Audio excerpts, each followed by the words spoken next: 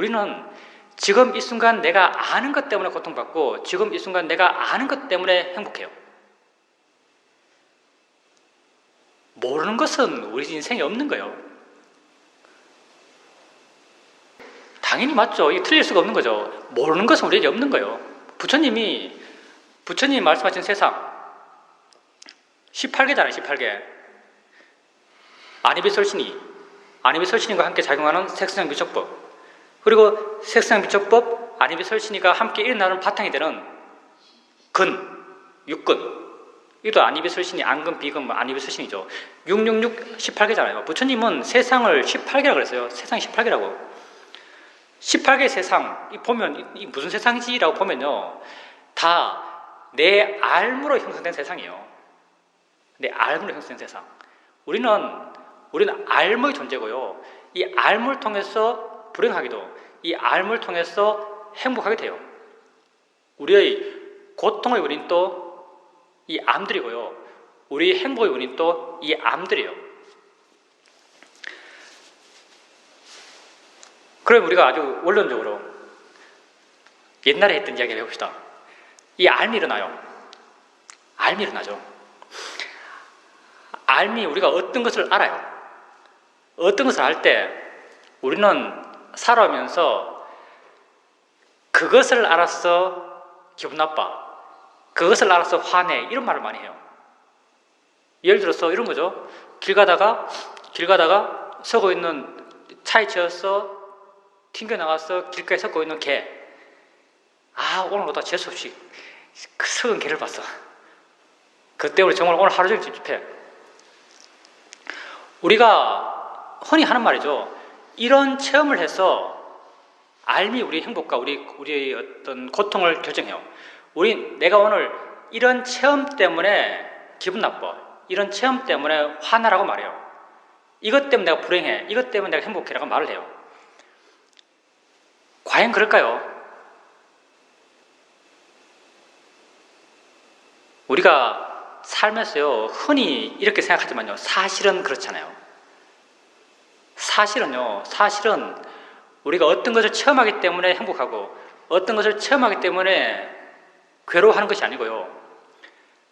그 체험을 어떤 시각으로 보기 때문에 행복하고 그 체험을 어떤 시각으로 보기 때문에 불행해요. 우리 행복과 불행을 좌우하는 건요, 이 체험이 아니고요. 이 체험이 아니고 보고 있는 마음의 자세예요. 이 얘가 옛날에도 많이 들었죠. 우리가 내가 미얀마에 수행할 때, 나라고 해봅시다. 내가 한 게 아니에요 사실은. 나라고 해봅시다. 내가 미얀마에 수행할 때 법당에서 이렇게 자신하고 있어요. 마음 좋아요. 깨끗하고 활기차고 힘이 있어요. 순간 수행을 바깥쪽에서 수개 두 마리가 막 싸워요. 미얀마 개 많거든요. 왕왕왕 하고 싸워요. 이게 싸우는 목적은 암캐 차지하려고. 엄청나게 시끄럽게 싸우거든요. 순간 착 짜증이 나요. 시끄러우니까. 수행이 방해된다 생각하니까. 근데 그 짜증은 얼마 안 가요. 왜? 개들 어떻게 하겠어? 개인데. 저건 개야. 개소리야. 저끼리 어떤 자연의 법칙, 어떤 때가 되었어. 저렇게 싸우는 건데 하면서 마음이 차분해져요. 그러면서 그 소리에 대해서 덤덤하게 들어요. 차분하거든, 그 소리에 대해서요. 그렇게 가고 또 수행을 잘해요. 마음이 밝아지고 깨끗해지고 활기차져 가요. 근데 조금 지나니까 수행홀 뒤쪽에서 수행자 두 사람이 소곤소곤거리고 있어요. 소곤소곤 하고 있는 거예요. 막 서서히 막 열이 오르기 시작하죠. 마음이 막 말라기 시작해요. 수행하는 사람들이 뒤에서 지금 뭐 하고 있는 짓이야. 상식도 없어, 교양도 없어, 밖에 나가서 말하면 안 되나? 마음이 말을 막 하면서요, 계속 화를 돋고요. 점점 화가 나요. 그리고 그 소리가 점점점 듣기 싫어져요. 내 귀를 막 끓는 것 같아요. 점점점 끓는 것 같아요. 도저히 못 참겠어요. 머리 끝까지 화가 나죠. 가서 막 따져요. 나가서 말하라고. 여기 수행홀이라고. 당연히 수행자 맞냐고. 엄청 괴로웠죠. 화가 나서. 자, 우리가 소리를 체험했어요. 소리를 체험하고 고통스럽거든요. 우리는 세상을 살아갈 때 우리가 흔히 하는 말, 우리가 흔히 하는 생각은요, 이거 체험해서 괴로웠어. 거든요. 이거 체험해서 괴로웠어. 내가 개 사오는 소리를 듣고, 사람들 소곤소곤거리는 소리를 듣고, 이걸 들어서 괴로웠어. 그리고 이걸 들어서 괴로웠다면, 이건 낸 그 사람들이 문제야. 이건 낸 그놈들이 나쁜 놈이야. 이게 우리의 판단이에요. 내가 화나고 내가 괴로웠던 것은 그 소리들이 내가 가치 있다 생각하는 수행하는데 방해되었기 때문이에요. 상식적으로 소리가 수행에 방해될 때 우리는 큰 소리가 더 크게 방해되고 작은 소리가 더 작게 방해된다 생각해요. 근데 실제 나의 체험에서 더 크게 방해된 건 작은 소리였죠. 작은 소리가 더 크게 방해됐고 작은 소리에 난 더 크게 화를 냈어요. 그러면 나는 화났고 나는 고통받았어요. 나의 화, 나의 고통은요, 내가 체험했던 소리 때문인가요? 그럼 정답은 다 아니까. 아니죠. 아니에요. 이건 알지만 삶에서 적용하기 참 힘들어요. 나의 화, 나의 고통은요, 나를 괴롭혔던 건요, 소리가 아니에요. 소리가 아니죠. 나를 괴롭혔던 건요, 그 소리에 대한 가치, 그 소리에 대한 견해예요. 그 견해 때문에 난 괴로웠던 거죠. 개 소리에 대해서 갖고 있는 견해, 사람 소리, 법당에서 소곤거리는 사람 소리에 대해서 갖고 있는 견해가 전혀 다른 거죠. 그 견해에 따라서 내 마음이 화가 났고 그 견해에 따라서 난 고통받았어요. 이 견해 누구 거예요? 내 거죠. 이 견해는 나의 것이에요. 그러면 나의 고통의 원인은 어디 있죠? 나의 고통의 원인은 내게 있어요. 나는 나 때문에 고통받아요. 나는 내 바깥 때문에 고통받는 게 아니에요. 나는 나 때문에 고통받아요. 이 세상에서, 사회도 본문이죠. 이 세상에서 나를 괴롭힐 수 있는 유일한 존재는 누굴까요? 나. 이 세상에 나를 괴롭힐 수 있는 유일한 존재는 나예요. 내가 나를 괴롭히는 것은 나의 체험에 대한 나의 견해 때문이에요. 체험에 대한 나의 가치부여. 여러 가지 표현이 있겠죠. 체험에 대한 나의 집착. 다 같은 말이에요. 근데 이런 가치부여는요, 절대적이지 않아요. 우리가 마음이 조석으로 변하니까. 그 가치부여는요, 절대적이지 않아요. 언제나 가변적이죠. 첫 아이 놓는 엄마에게요, 자기 첫 아이는 굉장히 귀여워요. 그 애가 울어도 우는 소리는 감미롭고, 그 애가 똥을 싸도 똥 소리가, 뭐라고 하죠, 그런? 똥 냄새가 달콤할 거예요. 그렇겠죠? 근데 항상 그런가요? 항상 그렇지 않아요. 막 바쁠 때, 바빠서 열받았을 때, 시부모한테 시달려가지고 열받았을 때 애가 울면요, 가서 한번 패고 싶죠. 간단해라도. 애 소리가 변했나요? 내가 체험한 애 소리가 변했어요. 그 엄마가 체험한 애 소리가 변했어요. 안 변했어요. 그 소리를 바라보고 있는 그 엄마가 갖고 있는 가치가 바뀌었어요. 그 견해가 바뀐 거죠. 우린 견해 때문에 고통받고요. 그 견해는 가변적이에요. 그 견해는 내게 있어요. 그 견해가 내게 있고 그 견해가 가변적이고 그 견해가 나의 고통의 원인이기 때문에 그 견해가 나의 행복의 원인이 될 수도 있어요. 그 견해를 나의 행복의 원인이 되도록 바꿔가는 것, 그게 수행이죠. 그게 수행이에요. 수행 여러분 뭐예요? 수행하면서 여러분 알아가는 것은요, 여러분에게 일어나는 알을 알아가요. 여러분에게 일어나는 알미 곧 여러분 자신이죠. 느낌 알아가고, 소리 알아가고, 보는 것 알아가고, 생각 알아가요. 알아가고, 알아가죠. 알아갈 때 부처님이 말씀하셨죠. 부처님이 정견, 바르게 봐라, 바르게 봐라. 정견이 바르게 보란 말이잖아요. 왜 바르게 보라, 바르게 보라, 바르게 보라 했겠어요? 바라보는 시각, 그게 모든 것의 원인이에요. 모든 고통의 원인이고요. 뒤집으면은 모든 행복의 원인이에요.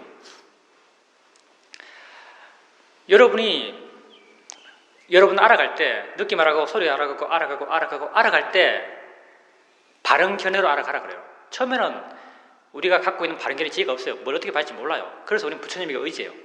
부처님은, 야, 그거 무상고 뭐하러 봐라. 이렇게 말하는 거죠. 경기로 나오는 이야기죠. 부처님이 비구랑 대화하면서, 야, 너 몸이 영원하잖아. 그럼 비구가 자신 있게 영원하지 않습니다. 그럼 영원하지 않는 게 그게 고통이야, 행복이야? 고통입니다. 영원하지도 않고 고통스러운 그게 너 지나라고 할 수 있어, 없어? 없습니다.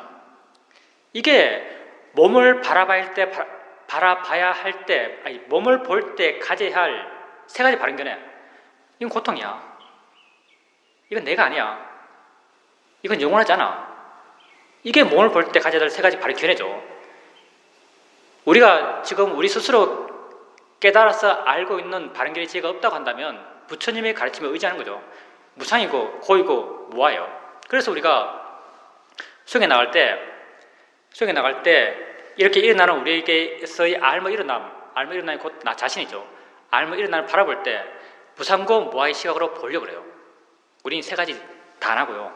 다 할 필요 없어요.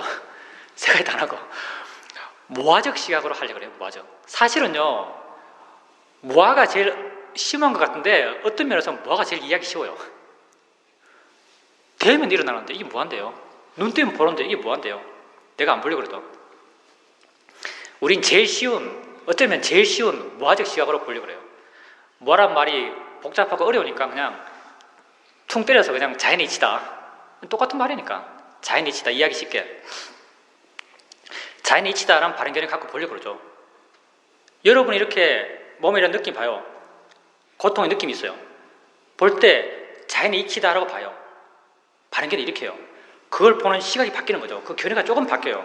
완전히 바뀔 수는 없겠지만 조금 바뀌죠. 조금 바뀔 때요. 조금 바뀜으로써 여러분 마음이 변해요. 어떻게 변하는가? 마음이 물러나고, 마음이 가벼워지고, 마음이 자유로워지고, 마음이 밝아져요. 마음이 이렇게 변하는 거죠. 그 견해로 인해서 물러나고 가벼워지고 밝아지고 부드러워져요. 이게 뭐냐면은 바로 그것을 바라볼 때 좀 더 바르게 봤기 때문에, 그 아픈 느낌이라는 것을 좀 더 바른 견해로 봤기 때문에 고통이 줄어든 거예요. 그럼 맨 처음 고통이 왜 생겼는가? 아픈 느낌은 싫어, 아픈 느낌은 나빠라는 시각으로 봤기 때문에 고통이 생겼어요. 근데 아픈 느낌 이건 법이야, 이건 자연의 이치야 라고 붓다가 가르쳐준 바른 견해를 보니까요, 고통이 줄어들어요. 고통이 줄어든 이 객관적인 마음, 좀 좋아진 마음, 지혜 있는 마음으로 이거 봐요. 아픈 느낌을 계속 보면요, 이 느낌, 여러분이 아는 아픈 느낌이라 하는 이 느낌에 대한 이해가 생겨나요. 이 이해가 생기는 건 나도 설명을 못해요. 알아차림 계속 해나가면요, 내가 나름 이만큼까지 논리적으로 말하는 사람 거의 없을걸요. 알아차림을 계속 해나가면은 조건 따라서 다른 오력의 마음이 함께 좋아지고요. 함께 좋아진 마음이 균형을 이루고, 균형을 이룬 마음은요, 내가 없어요. 정말 마음이 균형이 맞으면요, 그냥 존재 진행만 쭉 진행돼요. 나라는 게 완전히 없는, 번뇌가 현격히 약해진, 거의 번뇌가 사실 없는 상태죠. 내가 없는 상태가 이렇게 오력의 균형에 맞으면 내가 없는 상태가 쭉 진행돼요. 이런 마음이 되면요, 뭐다라는 알미 생겨나요. 아픈 느낌, 이게 뭐구나, 이게 법이구나, 이게 성질이구나, 이게 작용이구나, 이게 내게 알아지는 대상이구나, 이게 일어남일 뿐이구나 란 알미 생겨나요. 지혜죠. 지혜가 생겼어요. 보면 보고 하면서 점점 이 지혜는 점점 분명해져 가요. 그럼 이 지혜는요, 또 어디서 작용할까요? 내게 이 지혜가 생겼어요. 예를 들어서 이렇게 여러분이 아픈 느낌을 보면서 어떤 이해를 해나가요. 그리고 수행을 계속해 나가고 오래 하게 되면요, 이 느낌을 계속 봐요. 여러분 계속 수행하잖아요. 계속 수행하면 이 느낌을 계속 봐요. 계속 보게 되면요, 이해가 조금씩 쌓여가요. 거의 강가에 모래가 쌓이듯이 여러분도 모르게 쌓여가요. 아픈 느낌이 어떤 이해들이 점점 분명해져 갔어요.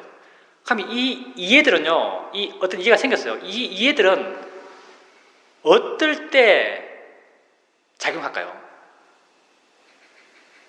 이해가 생겼어요. 이 이해는요, 딴 게 아니에요. 아픈 느낌에 대한 이해죠. 아픈 느낌에 대한 이해는 어디서 작용하는가? 아픈 느낌을 볼 때 작용해요. 당연한 거죠. 아픈 느낌에 대한 이해는요, 아픈 느낌을 볼 때 작용해요.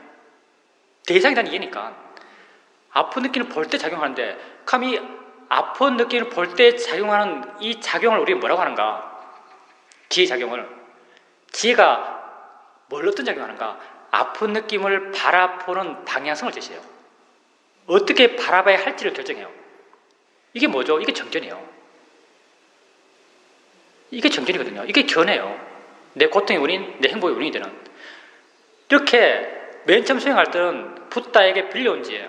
붓다가 그러더라. 무상이고 그거 뭐하라 그러더라. 해서 우리 써요. 무상고 뭐야, 무상고 뭐야. 이거 무상고 뭐야. 이 자인의 이치야, 자인의 이치야, 자인의 이치야. 우리 써요. 근데 어느 순간부터 빌려온 지혜가 아니라 내가 이해한 지혜가 생겨나요. 내가 이해한 지혜가 생기는 거죠. 근데 내가 이해한 지혜가 하는 역할도 뭐냐면요, 그걸 바라볼 때의 견해로서 작용해요. 그래서 팔정도가 순환구조 사실 팔정도 맨 끝에 정정이 있는데요. 사람들이 무슨 정정이 끝인 줄 알았는데 이건 완전히 아니고요. 팔정도 사실 순환구조예요. 정견, 출발점이에요. 정견이 출발해요. 뭐죠? 출발점의 정견은요, 부처님이 가르쳐준 야 무상이래, 고래, 뭐하래? 그럼 써야지, 따라야지 해서 무상고 무아, 바른견에 자인이치다 쓰는 것, 이게 출발점의 정견이에요. 이 정견을 내니까 이게 자인의 이치 맞나? 틀렸나? 왜 이렇게 봐야 되지? 이런 사유들, 이걸 정사유로 하는 거죠. 바르게 생각할 수 있으니까 삶도 좀 바르게 살아야지 하면서 바르게 말하려고 그러고 바르게 행동하려고 그러고 정행, 바르게 생계수단, 정업 이런 거 하죠. 이렇게 해서 이제 몸이 이렇게 정화되고 삶도 정화되고 바르게 보려는 노력을 계속 해나가니까 자연스럽게 바른 노력들, 바른 정견을 해나가고 바른 노력, 바른 사마디, 바른 사띠, 삼마사띠. 당연히 이렇게 바른 견해를 일으키면요, 바른 견해를 일으키는 게 바른 견해를 뭘 대상으로 일으켜요? 바른 견해를 내가 알아채면 하는 대상을 향해 일으키는 거죠. 이 느낌을 향해서, 이 소리를 향해서 바른 견해를 일으켜요. 바른 견해를 일으키는 순간 이미 그 대상을 알아요. 바른 견해를 갖고 그 대상을 알아채면 하는 것, 이걸 우리는 바른 사띠라고 하는 거죠. 삼마사띠. 삼마사띠를 계속 해나가려고 하는 것, 마음의 에너지가 커져가는 것, 이게 바른 노력. 삼마위리야겠죠. 삼마사띠를 계속 해나가게 되면 자연스럽게 마음은 아주 깨어있으면서도 대상에 반응하지 않아요. 대상을 법으로서 이해 나가기 때문에 대상에 반응하지 않는 바른 사마디가 생겨나요. 바른 사마디, 이렇게 이제 뚝뚝뚝뚝 8가지 내려왔어요. 바른 사마디가 마지막이에요. 바른 사마디가 발라지면요, 마음이 고여지면 대상을 있는 것을 있는 그대로 봐요. 있는 것을 있는 그대로. 우리가 만약 아는 마음이라면 우리는 아픈 느낌이었죠. 아픈 느낌을 있는 그대로 계속 반항해요. 계속 반항하면요, 아픈 느낌 뭐구나, 단지 느낌이구나, 단지 일어남일 뿐이구나, 단지 알아지는 것일 뿐이구나, 대상일 뿐이구나 라는 이해들이 생겨나죠. 이 이해들이 뭐예요? 삥 돌아서 가는 게 정견이죠. 그 이해들이라는 게요, 그걸 바라보는 시각이 돼요. 그래서 정정, 바른 사마디 다음에 나타나는 것은 바로 맨 처음 시작했던 점, 정견이 되는 거예요. 정견 쭉쭉쭉 내려서 바른 사마디 쭉 올라가서 다시 이게 바른 사마디가 생기면 그게 정견이 되는 거예요. 그래서 부탁해서 정견을 그렇게 중요하게 생각하신 거죠. 정견. 이렇게 우리가 수행을 해나가고요. 수행을 해나가고 내 자식이 일어나는 걸 알아채 해나가고 내 자신을 이해한다는 게 어떤 의미인가? 내 자신을 이해한다는 게 그 이해가 어디 작용하는가? 내 자신을 바라보는, 내게서 일어나는 것을 바라보는 견해로서 작용해요. 견해로서. 우리 고통의 원인이 뭐였죠? 견해가 고통의 원인이었죠. 이렇게 지혜로서 이해했을 때 그 이해가 견해로서 작용할 때는요, 어떤 방향으로 작용하겠어요? 고통이 안 되는 방향으로 작용해요. 불교가 고통의 문제를 해결한다고 해요. 붓다는 고통의 문제를 해결하기 위해서 이 수행을 가르쳤어요. 어떻게 해결하겠어요? 바라보는 시각이 계속 바뀌기 때문에, 정견이 점점 분명해져 가기 때문에, 정견의 지혜가 점점 깊어져 가기 때문에 우리의 고통은 점점 줄어들어가요. 우리 삶의 고통의 원인은요, 여러 번 밖에 있지 않습니다. 물론 생활 속에 살다 보면 맨날 남녀하겠죠. 생활 속에 살다 보면은 남녀하는 게 당연해요. 우리 마음의 조건이니까. 우리가 세상을 믿고 있으니까. 우리가 내 밖의 세상, 내 밖의 사람, 내게 보이는 것, 내게 들리는 소리를 그 소리 자체, 그 사람 자체, 그 보이는 것 자체로 가치 부여하고 있으니까 우린 계속 거기에 반응해요. 그러면서 그걸 욕하고 나무래고 그것 때문이라고 원망하고 하는 거죠. 근데 수행하는 여러분은 수행할 때는 명확히 아셔야 돼요. 원인은 내게 있어요. 설령 남이 나를 욕하더라도, 설령 심지어 남이 나를 때리더라도 내 고통의 원인은 나에게 있어요. 왜? 내가 이걸 느낌으로 이해 못하거든요. 그래서 아픈 거예요. 뺨을 확 때리면요, 왜 고통스러운가? 내 지혜가 약했어. 내 지혜가 약해서 고통스러운 거예요. 내가 이걸 정말 느낌이다라고 안다면요, 고통 안 받아요. 부처님이 이런 법문을 하셨죠. 이 법문 보면요, 부처님이 정말 당신 제자로 인정하신 사람은 굉장히 레벨이 높아요. 부처님이 제자들한테 이런 말 해요. 네가 어느 길을 가다가 산길을 혼자 가고 있는데 강도가 나타났어. 너희들 잡고 나무에 사지를 묶어놓고 톱을 갖고 와가지고 네 사지를 이렇게 하나하나 자를 때, 비유도 좀 잔인하죠. 근데 옛날에 이런 거 많았대요. 그 당시는 아마 사람의 사망 원인의 거의 절반 정도가 타살이었다거든요. 30% 정도가 타살이었대요. 다른 사람이 다 죽는 거예요. 물론 호랑이한테 잡혀먹는 것도 타살이 될 수 있겠죠. 이 와서 톱을 갖고 와서 너 사지를 하나하나 자를 때, 그때 네가 만약 그 자르는 사람에 대해서 화를 일으킨다면 너는 나의 제자가 아니다라고 말하거든요. 나의 제자가 아니다. 어떻게 화를 안 일으키겠어요? 이게 느낌이네라고 알면 느낌이네라고 알면요, 화 안 나요. 화 안 나면 내가 그렇게 되는 것 같은데 안 돼요, 그거. 느낌이네라고 알면요, 화 안 나요. 이 정도 돼야 부다는요, 당신 제자로 생각했어요. 이렇게 될 수 있는 사람은 누구냐? 아나함부터 가능해요. 아나함의 성인부터 가능하거든요. 근데 우리가 이 생에서 아나함 되기는 좀 요원하죠, 사실은. 이 생에서 아나함 되기는 좀 요원한 느낌이에요. 시간이 왜 잘 가지? 이 생에서 아나함 되기는 좀 요원해 보여요. 근데 이렇게 되는 것이요, 멀리 있는 게 아니에요. 이렇게 우리가 이것만 놓고 보니까 대단해 보이죠? 대단해 보이는데 여러분이 좌선을 오래 해요. 다리가 아프기 시작하죠. 다리가 아파올 때 이 아픈 느낌이랑 남의 나의 팔을 톱으로 자를 때랑 근본적으로 다르잖아요. 고통스러운 느낌이요. 이 고통스러운 느낌에 대해서 여러분, 다리가 아플 때 이 고통스러운 느낌에 대해서 이건 자연이치야, 이건 대상이야 라고 보려고 그래요. 마음이 좋을 때요, 정말 이걸 대상으로 볼 수 있어요. 정말 대상이네, 그냥 내게 알아지는 거네 라고 볼 수 있어요. 정말 느낌을 뿌는구나 라고 이해할 수 있어요. 이렇게 이해되었을 때요, 이것으로부터 확 물러나요.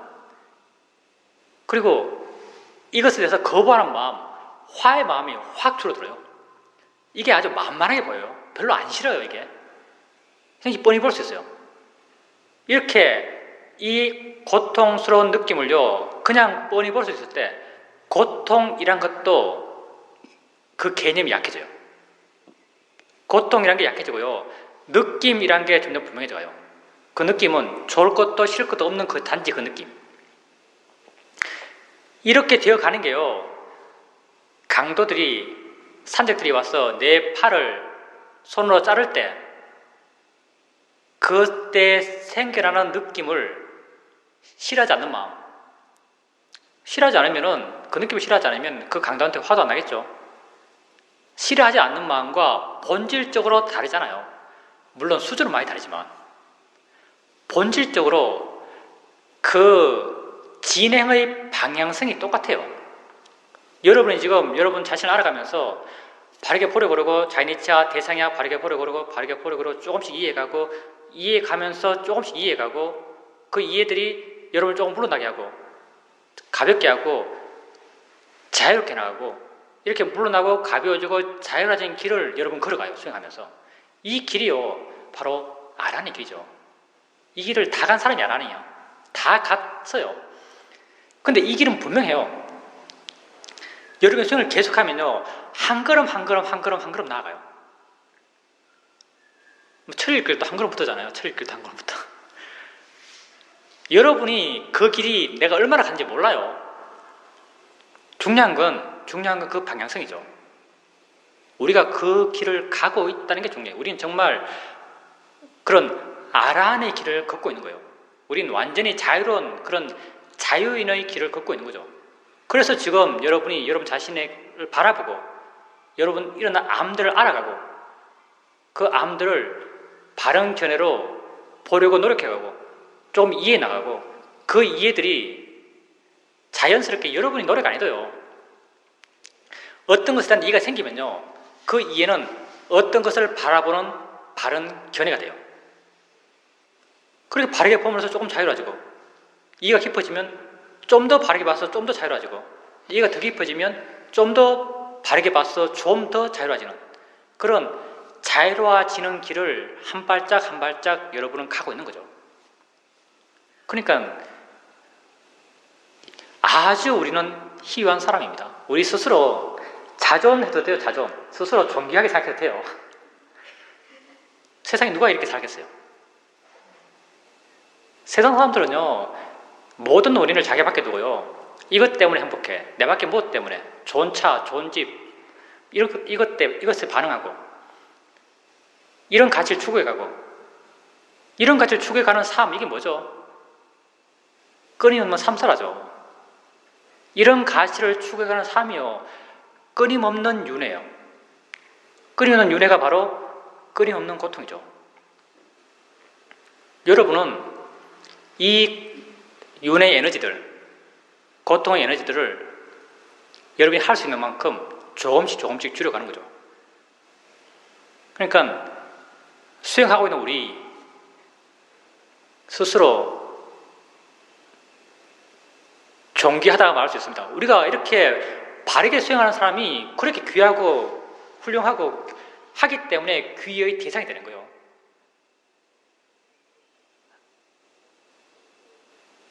나는, 이게 순전히 내 생각이지만, 나는 상가에 여러분도 속한다 생각해요.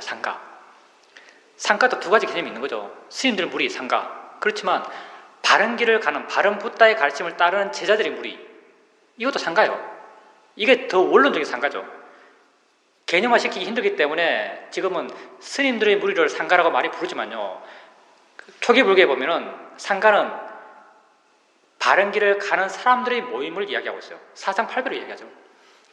정말 그렇게 매 순간순간 자기를 바르게 보려고 그러고, 자기를 조금씩 이해해 나가고, 근데 그렇게 바르게 보려 하는 노력들, 바른 수행의 길을 멈추지 않는 사람, 이 사람 안 훌륭해요.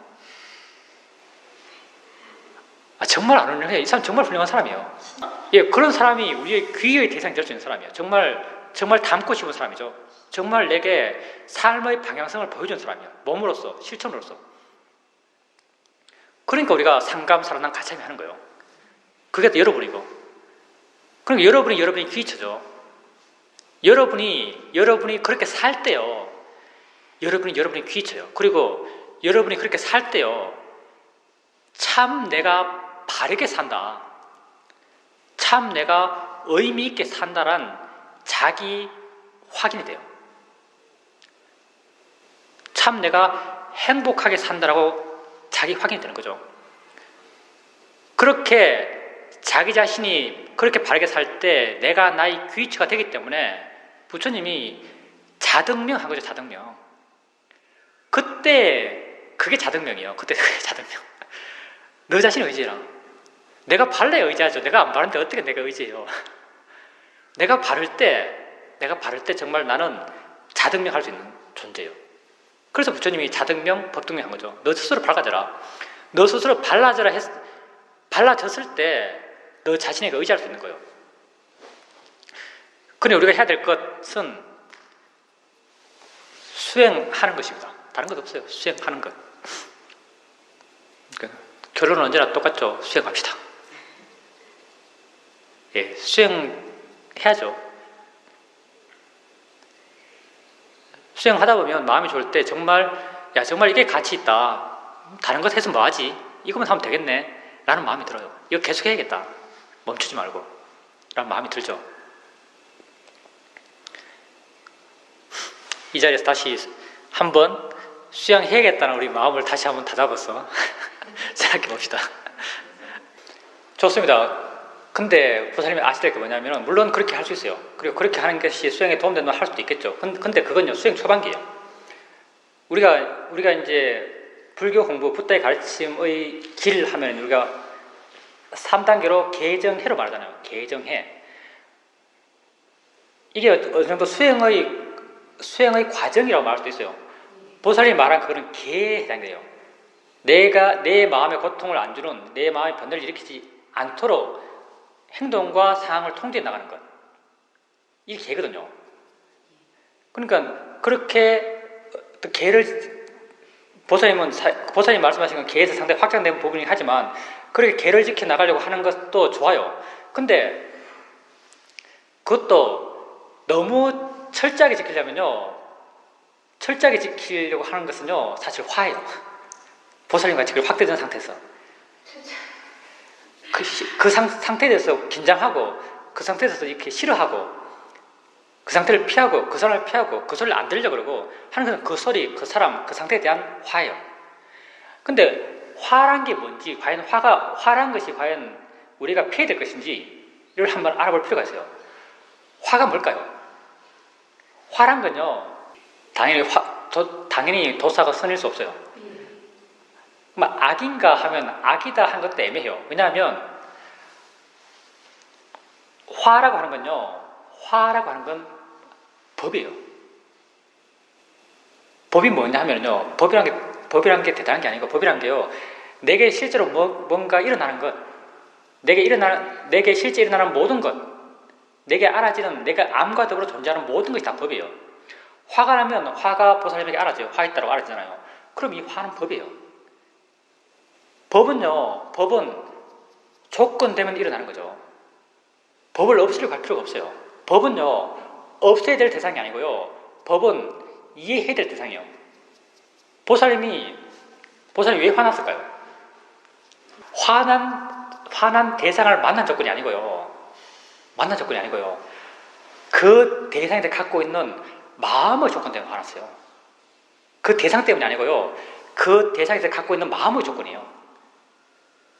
마음의 조건이 이렇게 조건되어 있어요. 마음의 조건이 조건되어 있기 때문에요. 그 대상에 전부가 탁 들어오면요, 이 조건 안에서 삐리릭 해서 화가 탁 나는 거예요. 예, 과거에 그러니까 우리는 업이라고 말하는 거예요. 이걸 우리는 업이라고 그래요. 이 조건이 존재해요. 이 조건이 아주 튼튼하고 깊어요. 그게 들어오기만 하면 일어나요. 들어오면 일어나요. 그러면요, 그것에 대해서 우리는 화를 일으킬 수밖에 없을까요? 우리가 만약 그것에 대해서 화를 일으킬 수밖에 없다면요, 우리는 고통으로부터 자유로울 수가 없어요. 그럼 만약 우리가 화를 그것이 들어와도 화가 이렇게 일어나지 않을 수 있다면, 내지는 화를 더 적게 일으킬 수 있다면, 화를 더 적게 일으킬 수 있는 이유는 뭐겠어요? 이 조건을 변했기 때문에 그래요. 그러면 이 조건을 어떻게 바꿀까요? 들어가서 막 조작해요? 바꿀 수가 없어요. 이 조건은 뭘 통해서 바뀌냐면요, 이 조건 때문에 일어나서 내게 알아지는 그것을 이해하면요, 그것이 뭐라고 이해하면 그 이해가요, 이 조건을 바꿔요. 우리가 그 메커니즘 몰라요. 근데 이게 그 조건을 바꿔요. 이건 예를 들면 이런 거죠. 얘는 저번 주에 들은 것 같은데, 어린 꼬마가 있어요. 3살 난 꼬마예요. 세상 물정 몰라요. 걔 앞에 촛불이 있는 거죠. 촛불이. 봐요. 빨갛고 예뻐요. 야, 예쁘다 하고 가서 촛불을 잡았어요. 엄청 뜨겁고 아프죠. 그래서 막 울었어요.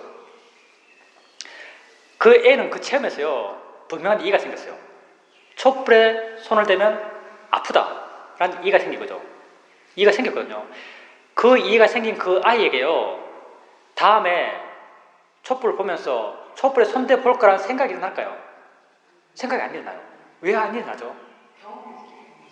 그건 세상 이야기고요. 그 경험이 뭔 영향을 줬겠어요?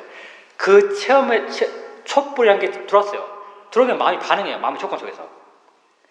촛불이라는 게 보이면은 그 봄을 통해서 마음의 어떤 프로세스가 있겠죠. 그걸로 마음의 조건, 업이라 그래요. 이 업에서 촛불에 손대 볼까? 라는 생각이 났어요. 근데 다음에 다시 그 촛불을 봐요. 근데 생각이 안 일어나요. 왜? 이 조건이 변했거든요. 이 조건이 변했어요.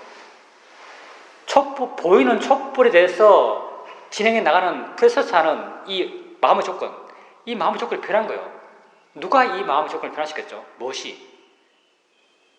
촛불에 손대면 뜨겁다란 지혜가요, 이걸 변화시켜요. 수행도 똑같아요. 보살님이 우리 화로부터 자유롭지 못해요. 뭐가 보이면 화가 나요. 뭐가 보일 때 그 정보가 들어오면 그 정보를 처리하는 어떤 프로세스가 있어요. 마음의 조건, 업이라고 할 수 있는. 그 프로세스 하에서 화가 나는 거예요. 그럼 우리는 뭘 하죠? 우리는 우리에게 알아지는 거죠. 이 프로세스가 아니에요. 우리에게 알아지는 것은요, 화예요, 화. 화있다고 알아지는 거죠. 우리에게 알아지는 화를 바르게 보려고 그래요. 아, 화네. 이건 자연의 이치지. 이건 대상이지. 이건 마음이지. 이건 마음의 작용이지. 이건 마음일 뿐이지. 내게 아니지. 라고 하면서 화를 계속 알아차림 해나가요. 해나가다 보면 어느 순간, 아, 화구나. 내가 아니구나. 이건 마음의 작용이구나. 이건 진행이구나. 라는 이해가 생겨나요. 화에 대한 이해가 생겨나는 거죠. 화에 대한 통찰이 생겨나요. 화에 대한 통찰이 생기면요, 이 통찰은 화가 일어나게 했던 마음의 조건, 이 조건을요, 그 지혜의 힘만큼 변화시켜요. 그리고 다음 순간 보스에 만나서 화났던 그대로 다시 만나요. 똑같은 정보가 들어와요. 똑같은 정보가 들어오면요, 이 프로세스의 진행이 약해져요. 화가 일어나도 화가 적게 일어나요. 우리는 이 프로세스가요, 어쩌면 우리말 어떤 정전이라고 말할 수도 있어요. 전기를 그냥 작용하는 거예요. 그래서 이게 약해져요. 약해지는 게 뭐죠? 고통이 줄어드는 거예요. 보살님이요, 고통의 줄어듦, 이게 우리 수행의 목적이에요. 불교의 목적이에요. 고통이 줄어들기 위해서는요, 보살님에게 고통 주는 것을 피하려고 해서는 안 돼요, 사실은. 왜냐하면 피하면은 영원히 이해할 수 없어요. 영원히 이해할 수 없으면요, 영원히 고통받을 수밖에 없어요. 보살님에게 고통 주는 걸, 이건 나중에 수행에 익숙해져서 능숙에 졌을 때 이야기를 하지만요, 처음에는 개를 지키는 단계에서 피할 수도 있어요. 근데 나중에는 맞서야 돼요. 맞선다는 게 뭐냐면요, 일어나는 걸 받아들여야 되고요, 그걸 바르게 보려고 노력해야 되고요, 그걸 이해해 가야 돼요. 그래야만 그것으로부터 받는 고통을 줄일 수 있어요. 그건 보살님이 관념 속에서 자신을 계속 위안해 가는 거죠. 그게 물론 그 사람에 대한 집착이 별로 크지 않으면 그게 가능할지 모르겠어요. 예, 그건 보살님이 그렇게 그 문제를 해결해가는 방향은요, 모든 세상 사람들이 해결하는 방향이에요. 고통 안쪽에 봐야지. 그 사람은 별 거 있나? 그만 나쁜 놈이야. 뭐 내가 집착할 필요가 없는 놈이야. 뭐 내가 훨씬 잘났는데 뭐 이런 식으로 사실은 뭐 표현하자면 이런 식의 어떤 의식 전개죠. 그래서 그 사람을 정에 떨고 집착을 떨구려고 하는 거죠. 잘 될 수 있고 잘 되지 않을 수도 있어요. 그리고 설령 잘 된다 하더라도요, 잘 된다 하더라도 그 사람 케이스에서 잘 된 거지, 다음에 또 내가 화난 사람이 만나면요, 지금 잘 됐던 것은 적용도 안 돼요. 다른 사람 만나면 다른 사람에게는 또 새로 해야 돼요. 그만 별로 나쁜 놈이지, 그만 못생겼어, 그만 좋아할 것도 없어, 또 새로 해야 되거든요. 새로운 사람에게 또 어떻게 먹혀가지고 잘 됐다 하더라도 다음에 또 미안한 사람 생기면요, 또 새로 해야 돼요. 이건요, 영원한 쳇바퀴예요. 다시 말하면 근본적인 문제 해결이 안 된다는 거예요. 수행은 이렇게 해결 안 해요. 수행은 뭘로 해결하는가? 수행은요, 보살님에게, 항상 하는 말이에요. 보살님에게 알아지는 걸 바르게 알고 바르게 이해하면서 해결해요. 보살님이 지금 그 사람 생각하면서 해결하려고 하는 방향은요, 그 사람이라는 인격체, 그놈이 저렇게 있어. 인격체를 상정하고 막 이렇게 가치를 좋은 가치 안 부여하고 나쁜 가치 막 부여가면서 해결해 가는 거예요. 보살님 관념석이 존재하는 거고요. 보살님이 실제 그렇게 해 나갈 때요, 보살님에게 실제 일어나는 건요, 그 사람이 일어나는 게 아니고요, 그 사람이 생겨나는 게 아니고요, 생각이 생기는 거예요. 생각이. 그 사람을 내용으로 한 생각이 일어나요. 보살님이 봐야 할 것은요, 실제는요, 보살님은 그 사람 때문에 괴로운 게 아니고요, 그 사람을 내용으로 한 생각 때문에 괴로운 거예요. 그렇지 않나요? 맞아요. 생각 때문에 괴로운 거예요. 보살님은 그 사람을 알지 못해, 지금. 여기 이런 것도 아닌데요. 보살님은 그 사람을 생각해요. 괴로운 것도 생각 때문에 괴로워요. 생각 때문에 괴로운데, 사실은 실제는요, 생각 때문에 괴로운데요, 보살님은 그 사람을 해결하려고 그래요. 보살님이 알지 못하는, 지금 알아지지 않는, 이건요, 영을 해결되지 않아요. 사실은 이런 식의 해결은 영을 해결되지 않아요. 이건 법이 아닙니까? 이건 관념이니까. 수행은 뭘 해결하려고 하는가? 수행은요, 보살님에게 실제로 알아지는 생각을 해결하려고 그래요. 이건 생각이네, 이건 대상이네, 이건 마음이 하는 거지, 이건 자연이치야, 이건 대상이야 라고 그 생각을 바르게 이해하려고 그래요. 이렇게 해나가면서 정말 보살님 수행을 오래 했어, 마음 힘이 좋았어, 이 생각을 봐나가다 어느 순간, 아, 생각일 뿐이네, 생각 때문에 내가 고통받을 필요는 없구나, 생각 때문에 내가 반응할 필요는 없구나 라고 이해했어요. 생각에 대한 이해죠. 다음에 다른 놈이 나타났어요. 또 화가 나요. 또 그놈 생각하면서 막 화가 나요. 그때도 어떻게 볼까요? 아, 이게 생각이지. 생각은 똑같거든요. 그래서 전에 생각에서 이해했던 그 이해가요, 이 생각에도 적용돼요. 또 제 삶에 나쁜 놈이 나타났어요. 또 생각해요. 이게 생각이지. 불교 수행은요, 이렇게 해결하고자 해요.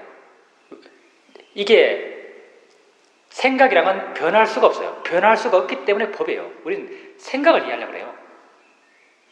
생각을 이해하고 생각을 관찰하고 생각에 대한 이해가 깊어짐으로써 생각으로부터 자유롭고자 해요. 보살님이 고통받는 건요, 생각 때문이지 그 사람 때문이 아니에요. 생각을 이해하면요, 생각으로부터 자유로워질 수 있어요. 그러면 생각에서 나타난 그 사람으로부터 자유로워질 수 있어요. 그게 수행이에요. 딴 거 아니에요. 내가 이 말은 말했지만요, 다른 말이 아니고요, 보살님에게 알아진 걸 대상으로 수행하라는 거예요. 바르게 수행하라. 바르게가 딴 게 아니고요, 보살님에게 실제 있는 게 뭔지를 알아야 돼요. 이건 생각해보면 아주 단순해요. 보살님에게 실제 있는 건요, 생각이 있는 거지 그 사람이 있는 게 아니에요. 그 사람을 대상으로 해결하지 말고요, 생각을 대상으로 해결하려고 그랬어요. 생각 때문에 고통받는 건요, 순전히 보살님이 그 생각을 이해하지 못하기 때문에 그래요. 보살님이 집에 맨날 강아지 있다면 강아지 생각하면서 고통받아요. 고통 안 받죠? 그거는 나중에 해쳐질 때 이야기고요, 지금은 해쳐질 것 같다는 생각이 있는 거예요. 지금 보살님이 일어나지 않은, 발생하지도 않은 그 사람과 관계하면 내가 손해볼 거야 라는 그 생각 때문에 고통받아요. 이거 엄청 어리석잖아 사실은요. 일어나지도 않았어요. 발생하지도 않았어요. 그렇게 될지 안 될지 불확실해요. 그런데도 나는 미래에 그렇게 될지도 몰라라고 생각하면 화가 나요. 어리석으니까. 그러니까 그렇게 일어난 게 생각이라고 이해하셔야죠. 이해할 가치가 있는 거죠. 왜? 고통받지 않아야 되니까. 보살님에게 있는 건 생각이에요. 그 사람이 아니고.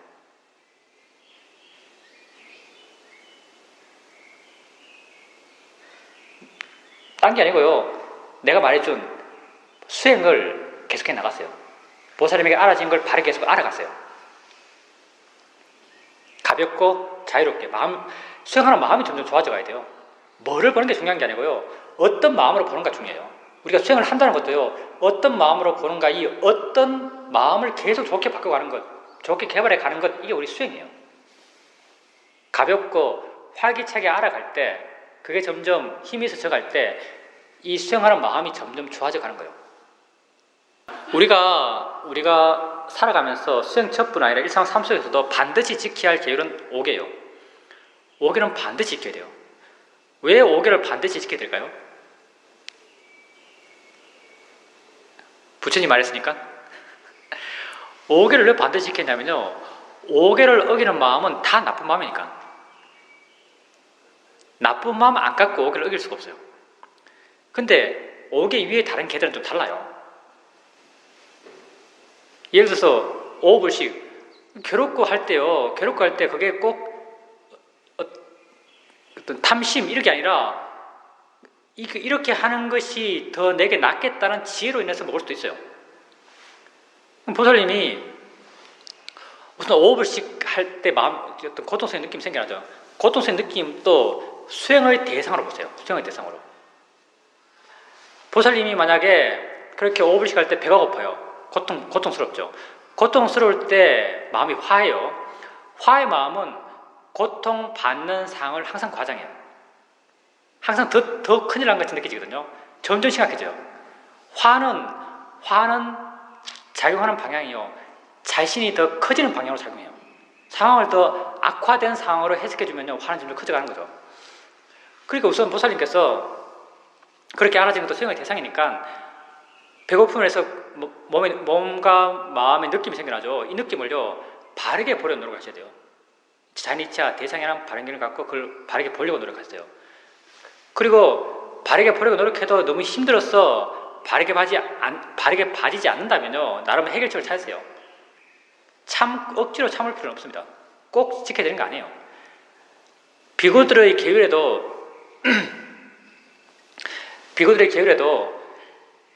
어떤 경우에 계율을 어겨도 전혀 문제가 안 되는가 하면요. 건강과 관련돼서 어떤 번개를 할 때는요. 그 번개는 계율이 어긋나잖아요.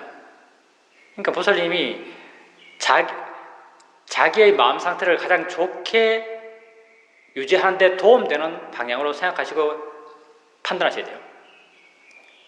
잘 생각하신 거예요. 어리석은 거예요. 계를 지키는 건 수행이 아닙니다.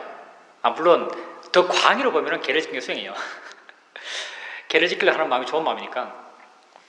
근데 좀 협의로 봐서 부처님이 해라라고 하는 것, 해라라고 하는 수행에서 입장에서 봤을 때는 계를 지키는 건 수행하는 게 아니에요. 경전에 보면은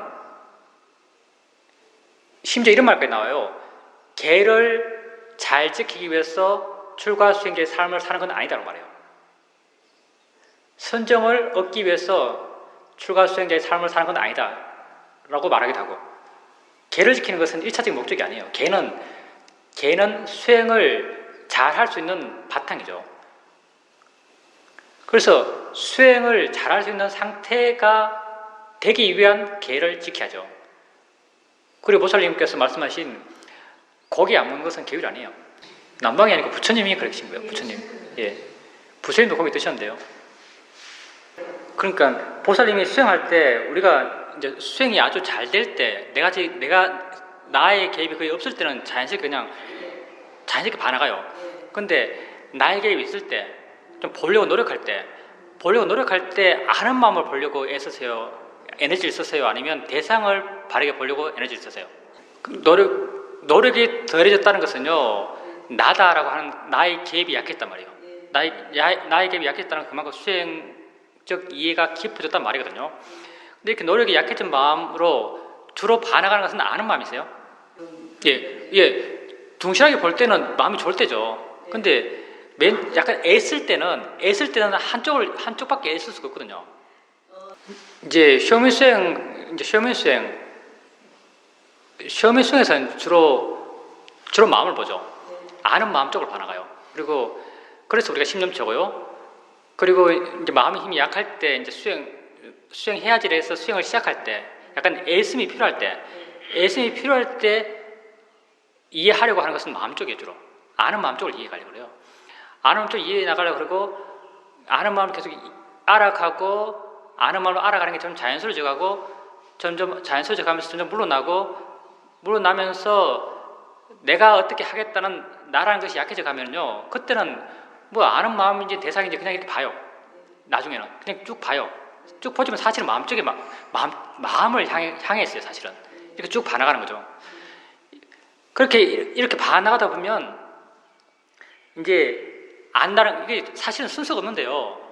안다는 것에 이해가 깊어지고 안다는 데 이해가 깊어지면 자연스럽게 그것과 함께 작용하는 알아진다는 것, 대상에 대한 이해도 깊어져 나가요. 이 둘에 대한 이해가 깊어져 나가면요, 나중에는 이 둘이 함께 일어난다는 것에 대한 이해도 깊어져요. 함께 일어남. 이 둘이 함께 일어나면 바로 연기거든요. 이걸 말로 설명하기는 힘들어요. 근데 자꾸 아는 마음 반응하고 아는 마음과 더불어서 함께 작용하는 알아지는 대상에 대한 이해가 점점 깊어져 가면요, 나중에는 이 둘이 함께 일어난다는 것에 대해서 마음이 이해한 듯한 느낌이 생겨나요. 예, 그렇잖아요. 이게 연기거든요. 이게 원인 결과예요. 우리가 원인과 결과라고 하면요, 흔히들 바람 부니까 나무가 흔들려. 아, 원인 결과네. 앞에 게 있고 뒤에 게 있고 이게 원인 결과다. 이렇게 생각하는 사람들은요, 원인과 결과는 언제나 시간적 선을 둬요. 앞에 게 있고 뒤에 게 있다 이렇게 생각하잖아요. 물론 이게 맞아요. 뭐 틀렸다 말할 수 없는 거죠. 근데 법에 있어서 좀 달라요. 왜? 법은 앞이 없거든요. 법은 뒤도 없어요. 법은 현재만 있어요. 자꾸 반하게 되면 원인과 결과가 뭐가 원인인지 뭐가 결과인지 애매하게 그냥 같이 일어나요. 아는 마음이 원인일 수도 있고 알아지는 대상이 원인일 수도 있어요. 이 둘이 함께 일어나는 거예요. 함께 일어남, 이게 연기거든요. 함께 일어남이 왠지 이해되는 것 같아요. 말로 표현하기 애매한데 자꾸 반응하면 왠지 이해되는 것 같아요. 이게 우리가 윗바사나 수행에서 말할 때 윗바사나 제2지라고 하는 거죠. 원인 결과에 대한 지혜. 원인 결과도요, 현재에 있는 거예요. 현재 일어나면 모든 원인 결과가 다 있는 거죠. 앞에 게 일어나서 이게 퉁쳐서 뒤에 게 일어나고, 이건 뭐 부처님 정도는 알까? 부처님 정도는 알까? 우리는 몰라 이거. 우리에겐 다 함께 일어나요. 그렇게 보살님이 아는 마음을 이해하고 알아낸 대상을 이해하고 이 둘이 함께 일어남을 이해하고 하는 것이 다 어떤 법에 대한 이해를 해나가는 것이고요. 그리고 아는 마음과 알아지는 대상이 물론 함께 일어나요. 함께 일어나는 걸 통째로 봐나가는 것도 난 바르다고 생각해요. 근데 시험의 수행에서 이야기할 때는 물론 익숙해지고 마음이 좋을 때는 함께 반응하겠지만 시험의 수행에서는 아는 마음을 주되게 알아간다 이렇게 말을 해요. 아는 마음을 주되게 알아가다가도 아는 마음이 돼서 마음이 자유롭고 객관적이 되면 알아지는 대상도 함께 알긴 알아요. 근데 뭐 알아지는 대상과 아는 마음이라는 게 공간이 있는 게 아니니까. 근데 이제 말로 표현할 때는 아는 마음을 주되게 알아간다 이렇게 표현해요. 그럼 보살님이 스스로 수행에 대해서 고민하고 한번 자기 수행을 한번 보셔야 될 것 같습니다. 예, 이제 법문 들을 때 이해하는 것은 약간 관념적이죠. 관념이 약간 개입되어 있는 거예요. 근데 이제 법문 들으면서 이해했던 그 이해의 내용이 정말 수행에서 그대로 작용하는가는 알기 힘들어요. 왜냐하면 그때 내용이 없거든요.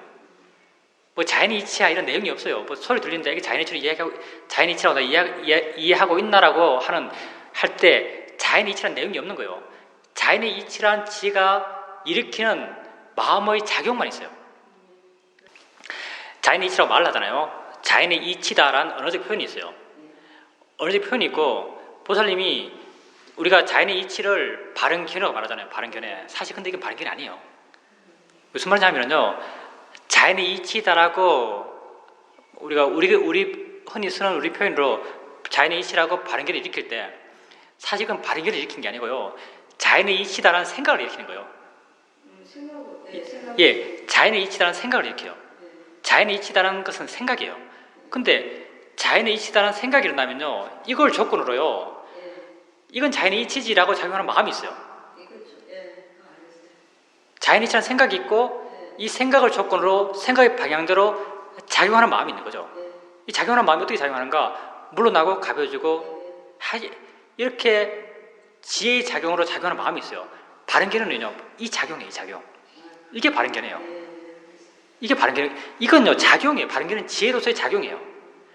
근데 이제 보살님이 수행에 능숙해지고 바른 견해가 좀 체화되고 해 나가면요. 이제 보살님 법문 들었을 때 자연의 이치라고 했을 때는 자연의 이치다라는 어떤 내용을 갖고 있어요. 내용을 갖고 있어서 자연의 이치지라는 어떤 수긍이 되는 거죠. 이건 이해가 된다고 스스로 확인돼요. 근데 일상에 수행을 할 때 소리 듣고 느낌하고 할 때는요. 자연의 이치다 있고 언어화되지 않고 언어 이전에요. 자연의 이치라는 생각을 따라서 일어났던 바른견의 지혜가 있잖아요. 바른견의 지혜가 작용해요. 이 지혜의 작용에는요. 자연의 이치다는 언어적 표현이 붙어있지 않아요. 예, 그냥 이 지혜만 작용하는 거예요. 이 지혜만 작용하기 때문에요. 일상의 수행에서는 그 지혜가 있는지 확인이 잘 안 돼요. 근데 확인이 안 되는데요. 보살님이 소리 들으면서 스스로 바른 견해의 지혜가 있는가라고 확인해 보면요. 있다고 느껴져요. 예, 있다고 느껴지거든요. 이렇게 수행을 해 나가면서 보살님이 자연이치다 대상이라는 것에 대한 이해가 점점 깊어져 가면요. 그 지혜가 보살님이 일으키지 않더라도 자기 스스로 작용해요. 그리고 보살님께서 이제 금방 자연이치란 되뇌임이 자꾸 나와요. 그건 일종의 연불이라고 할 수 있어요. 예, 그건 사실은요, 주력하고 있어요. 근데 나쁜 건 아니고요. 보살님이 워낙 수행을 열심히 해가지고, 예, 수행을 워낙 열심히 해서 자연의 이치라는 생각을 워낙 많이 해주니까요, 마음이 그게 익숙해서 그냥 자연의 이치 해 나가는 거예요. 사실은 자연의 이치라는 생각이 중요한 게 아니고요, 이 생각을 원인으로 해서 작용하는 자연의 이치란 지혜의 작용이 중요한 거예요. 보살님 그렇게 자연의 이치라 할 때 이렇게 말해주면 그 말을 따라서 그 생각을 따라서 지혜도 일어난다면 그건 이렇게 해주는 게 의미가 있어요. 예, 그건 내 생각에는 마음이 익숙해졌어. 우리가 있을 때면 내가 익숙한 노래는 먼저 마음이 막 부르고 있듯이요. 마음이 익숙해져서 아마 되뇌는 거고요. 자연의 이치라는 게 보살님이 알아차림 해나갈 때 이미 있기 때문에요. 마음이 좋을 때, 수행 잘 될 때 이미 자연의 이치라는 지혜가 있기 때문에 실제로는 그렇게 일으켜줄 필요가 없어요. 이미 지혜가 작용하고 있기 때문에 가끔 한 번씩 대상을 알아가면서 자연의 이치에 대한 지혜가 있는가라고 확인해 보면 있을 거예요. 있다면 사실 일으켜줄 필요가 없는 거죠. 근데 그게 뭐 나쁜 건 아니에요. 마음이 지가 하는데 뭐 나쁠 게 있어요. 마음이 하는 건 나쁜 게 없어요. 예, 지가 하는 걸 어떻게 하겠어요? 그냥 하면 한다고 하세요. 그래서 그게 생각이에요. 딴 게 아니고 생각이거든요. 생각 있다라고 아시면 돼요. 마음이 한다라고 알면 돼요. 수행으로 해결하는 게 맞아요. 수행으로 해결하는 게 맞는 건요. 보살님 자신에게 해당돼요. 예, 보살님 자신에게 해당되는 것이고요. 근데 보살님은 혼자 안 살아요. 사회 속에서 살잖아요. 사회 속에서 사는데요. 다른 사람과의 관계, 다른 사람과의 관계를 무시하고요. 이건 해결하면 돼. 나 혼자 해결하면 돼. 라고 이렇게 생각하면 곤란해요. 예, 이건 아니거든요. 왜냐하면 다른 사람과의 관계는 굉장히 강력해요, 우리에게. 여기 대해서 우리가 강력한 마음 조건이 갖고 있어요. 다른 사람과 관계에서 이건 이렇게 돼야 되라는 믿음이 굉장히 강해요. 이 믿음, 이 마음의 조건으로부터 우리는 자유로울 수가 없어요. 만약에 세상을 무시하고 모든 걸 내 안에서 해결하면 예를 들어 이런 거죠. 수영하는데 돈이 뭐 필요해? 한 푼도 없어도 돼. 그냥 수영하다 굶으면 죽지. 먹을 거 생겨 먹고 안 되면 수영하면 돼. 아주 이상적인 생각을 하는 사람이 있어요. 내가 내 자신을 봐가면서 나를 이해가고 내 마음이 좋으면 돼 라고 생각해요. 그걸 수행해요. 정말 그 사람이 자유로울 수 있을까요? 예, 자유로울 수가 없어요. 왜? 배고픈 것도 못 찾거든요. 다른 사람의 시선도 우리 중요해요. 옷 다 떨어져 있고 신발도 안 신고 다니고 길거리 걸어가고 이러면서 떳떳하기 힘들어요. 아무것도 안 갖고 살면서 다른 사람에게 부끄럽지 않기가 힘들어요. 그렇기 때문에 우리가 사회적 관계, 다른 사람과의 관계도 아주 중요해요. 근데 다른 사람과의 관계도요, 가장 바람직하게 다른 사람과의 관계를 유지해 나가고 형성해 나가고 발전시킬 수 있는 건요, 내가 내적으로 수행으로 내 마음이 좋아졌을 때. 내 마음이 좋아진 것은 내 마음이 우백해진 거예요. 객관적이 된 거예요. 내 마음이 이렇게 객관적이 되었을 때 내 외적으로도 좀 더 바른 방향, 바른 판단들, 바른 행동들, 바른 말들에 대한 결정들이 생겨나고 그렇게 실천할 수 있는 거죠. 그렇게 되었을 때 바른 것이죠. 내 안에서만 깨끗하면 돼, 내 안만 해결하면 돼, 이건 아니에요, 사실은. 예, 내가 바르게 되었으면요, 내 바깥쪽도 바르게 돼야 돼요. 이건 자연스럽게 내 바깥쪽을 어떻게 해야 되라는 선입견, 가치관, 이게 아니고요. 내 안에서 내가 좋기 때문에 이 좋은 마음으로 판단한 거죠. 이렇게 돼야 되는구나, 이렇게 하는 게 좋구나, 이렇게 하는 게 옳구나, 이렇게 하는 게 도움되는구나 라는 그런 판단하에서 그런 행동들, 그런 말들, 그런 것들이 나오는 거죠. 그러니까 안과 밖은 조화로워야 돼요. 예. 그리고 과거에 자기가 했던 행위 때문에 다른 사람이 고통받았다면요, 물론 그것도 그 사람에게 부여한 가치에 따라서 많이 다르겠지만 그건 과거 거예요. 예, 보살님 지금 살고요. 예, 보살님 지금 사는 거지 과거에 사는 게 아니에요. 그 사람에게 새롭게 한다 해도요, 지금을 기준으로 해주는 거예요. 과거의 것은 그 사람에게도 의미 없고 내게도 의미 없는 거예요. 보살님이 보살님과의 지금 관계에서, 그리고 지금 왔다 갔다 하는 말 속에서, 지금 어떤 행위 속에서 지금 보살님 좋은 마음으로 그 사람 지금 있는 그 사람에게 해줄 수 있는 걸 해주는 거예요. 과거에 내가 그 사람이 나쁜 짓 했어요. 그럼 나쁜 짓 받은 그 사람, 불쌍하다면은 불쌍한 그 사람을 지금 갖고 왔어요. 이 사람 불쌍해 하면서 그 가치를 해줄 필요가 없어요. 이건 많은 걸 왜곡시켜요. 지금 있는 그 사람 인정하고, 지금 있는 보살님을 인정하고, 지금의 관계 속에서 지금 보살님에게 알아진 걸 바르게 알고 보살님 마음을 깨끗하게 하고, 그 속에서 뭐가 바른지 뭐가 옳은지를 명확히 판단하고 그렇게 해주고 그렇게 행동해 나가면 돼요. 과거의 가치를 갖고 올 필요 없어요, 지금. 그렇게 객관적으로 볼 수 있는 마음의 힘이 없을 때는요, 그냥 보살님 내적으로 일어나는 걸 계속 바르게 보려고 노력하는 거예요. 그리고 마음이 좀 차분해지고 고요해지고 힘이 있다고 느껴질 때 어떤 해결책들, 방향성들을 제시해 줄 수 있는 거죠. 그 사람을 위해서. 그 사람도 계속 아는 마음 알고 사시잖아요. 아는 마음을 쭉 이어지게 알려면은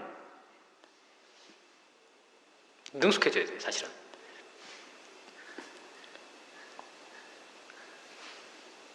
그리고 다른 거 필요 없죠. 사실 지혜가 있어야죠. 지혜가 왜 필요한가? 들어오는 대상에 대해서 마음이 자유로워야 돼요. 그래야 알 수 있어요. 다른 사람 하는 말, 보여지는 것, 들리는 소리, 이런 것에 대해서 지혜가 있어서 바르게 봐서 자유로울 때 안다는 걸 계속 이어지게 알 수 있어요. 근데 이게 안 되니까 사실은요, 그 사람에게 들어오는 자극에 대해서 마음이 반응하니까 나뉘어지는 거예요. 이 끊어져 버린 거죠. 반응하니까. 예. 거사님의 마음의 힘이 지금 그러하다면 그렇게 하셔야죠. 어떻게 하겠어요? 삶 속에서 수행을 계속 이어지게 한다는 것은 쉽지는 않습니다. 근데 자꾸 하려고 하다 보면요, 점점 마음의 힘이 좋아지고 이해도 점점 깊어져 가기 때문에 뭐 꼭 수행처럼 이렇게 쭉 이어지게 해야만 지가 생기는 거 아니에요. 거사님이 일상 삶 속에서 그렇게 할 수 있을 때 꾸준하게 해 나가시면요, 이해는 거사님이 알든 모르든 생겨나요. 이 이해들이 다 거사님들의 힘들이고요. 이 힘들이 점점 쌓여가면서 조금씩 거사님이 수행할 수 있는 시간들이 늘어갈 것이고, 옛날에 놓쳤던 그 시간들을 수행으로 조금씩 채워갈 수 있을 겁니다. 당연히 거사님에게 그런 지혜가 있었기 때문에 그렇게 볼 수 있었던 거죠. 거사님이 그렇게 애쓰지 않아도 수행이 자연스러워지고 계속 이어지고 힘이 이렇게 계속 있다 보니까, 그렇게 대상이 들어왔을 때 대상을 바라볼 때 그런 지혜가 자연스럽게 스스로 작용했겠죠. 스스로 그렇게 봤기 때문에 그런 자유로움이 느껴졌을 거예요. 자유로움이란 게요, 물러남이 곧 자유로움이죠. 물러남이 바로 지혜의 느낌이에요. 지혜가 작용하면서 만들어낸 느낌이거든요. 지혜가 그 사람이 일으키지 않아도 스스로 있었기 때문에 그렇게 물러나서 볼 수 있었던 거죠.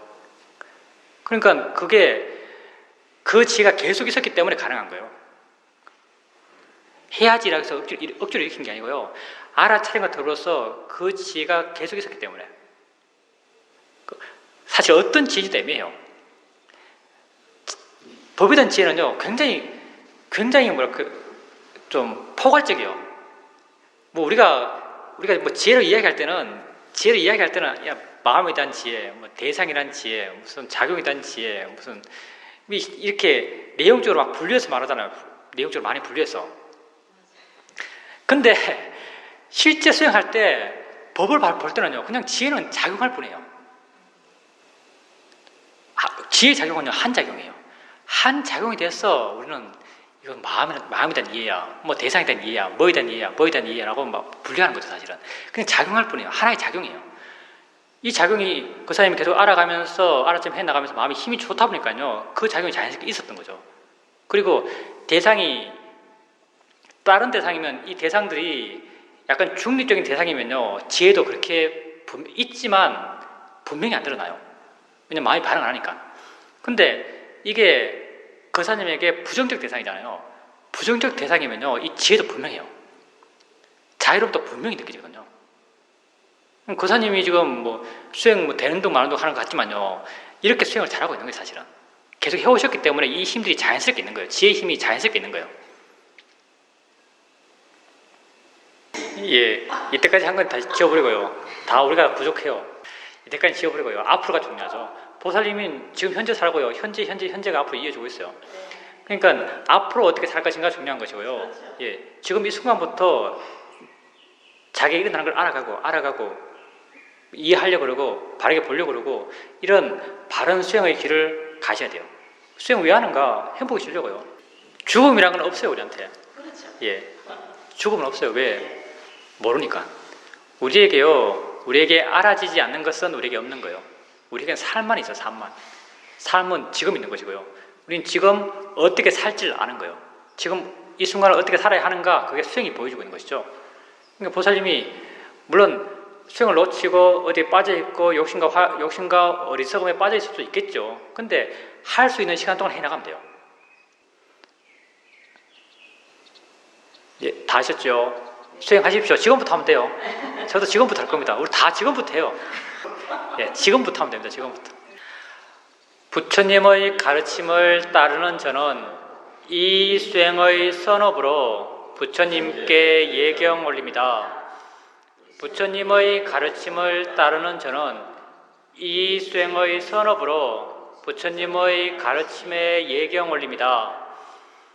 부처님의 가르침을 따르는 저는 이 수행의 선업으로 승가에 예경 올립니다.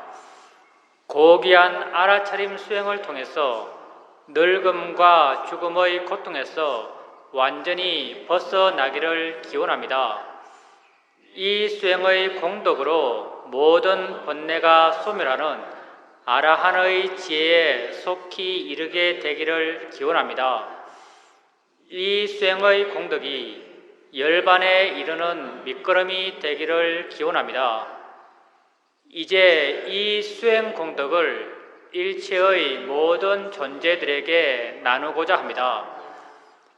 나를 보호하는 천인으로부터 31체에 존재하는 모든 중생들에게 이 수행 공덕을 회양합니다. 사두